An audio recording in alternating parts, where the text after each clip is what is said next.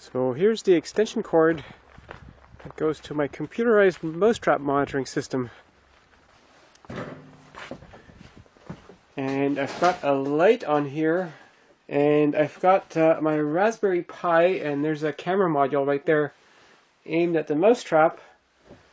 And here's the console for my mousetrap monitoring system. So if I just reach in there, as soon as there's my finger in there, you can see there's motion detection logged, and those images were saved. And I took the water out of this one just because I don't want to show mice getting killed on YouTube. The idea with this kind of trap is that the mouse eventually gets on the can to get at the bait, and the can rotates and the mouse falls in the bucket and drowns. But as you can see, the mouse is very good at avoiding getting onto that can and falling in, and it's still getting at some of the bait. We've used this sort of trap to catch mice many times before, but it's clear that this trap is not working optimally.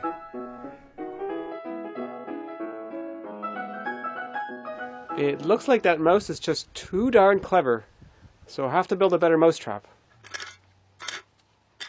So I put little stones in this one, so this one's actually fairly stable, and I'm hoping the mouse will trust it enough to actually walk across it. So when it gets to this one, hopefully it'll just fall in and it won't have anything to grab by.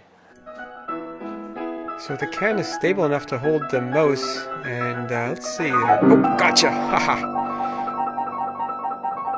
So the mouse then spent over an hour trying to get out of that bucket, but it did manage to jump out eventually.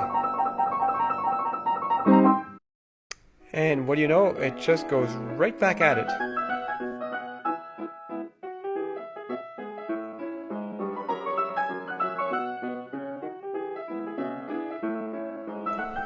Come on, fall!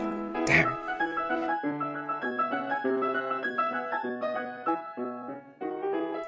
I gotta really admire the daring and the agility of that mouse. It's just amazing.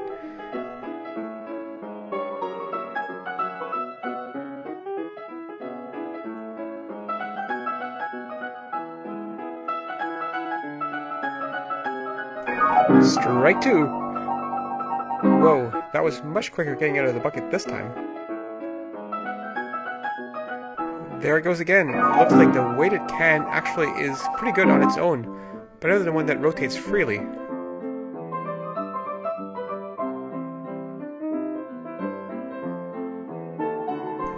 And here we go, at it again. And let's see. Come on, fall.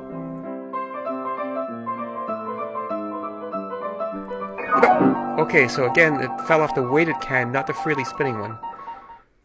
I guess that trap works as long as the mice are hungry enough, but I want to build something to catch them while they're still cautious.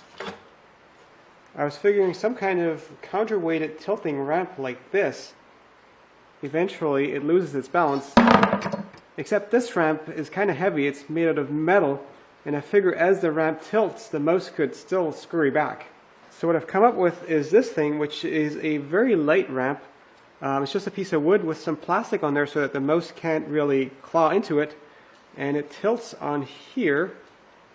There's a bolt back here for counterweight, and I want this to actually dump kind of unexpectedly, so there's a little magnet on the back and a piece of wire sticking out here so that as the mouse gets on here, eventually it just lets go and dumps the mouse suddenly.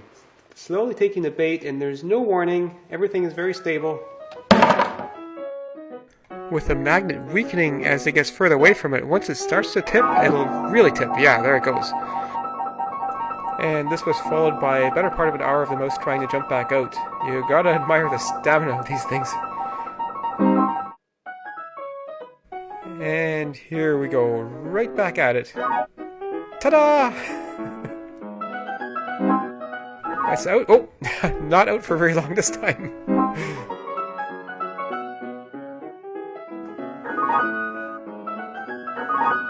Looks like that mouse is starting to wisen up to my trap. Of course, if I'd put water in it, it would have been dead several times over.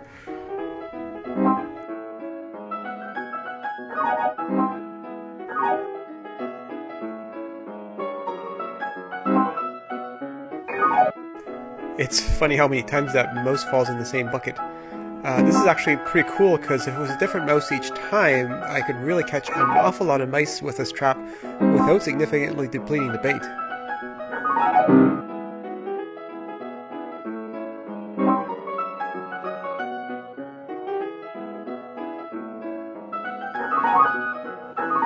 Looks like this mouse has learned to hang onto the ramp as it starts to tip so it doesn't fall into the bucket every time.